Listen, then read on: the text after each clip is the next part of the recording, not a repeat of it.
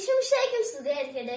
സമാധാനത്തിനും സന്തോഷത്തിനും വരവറിയിച്ച് വീണ്ടും ഒരു ക്രിസ്മസ് കൂടി എത്തിയിരിക്കുകയാണ്. ലോകമൊട്ടാകെ ക്രിസ്മസ് ആഘോഷിക്കുന്ന ഈ വേളയിൽ എല്ലാവർക്കും എന്റെ ക്രിസ്മസ് ആശംസകൾ നേരുന്നു.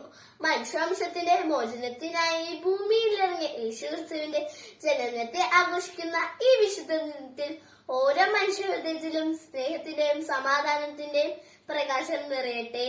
ഈ പുണ്യദിനത്തിൽ കുഞ്ഞേശുവിനെ ഉദരത്തിൽ വഹിച്ച പെസമ്മറയത്തെയും അവളുടെ കാരുണ്യത്തെയും ഓർക്കുക. അവളുടെ അനുഗ്രഹത്തിനായി പ്രാർത്ഥിക്കുക.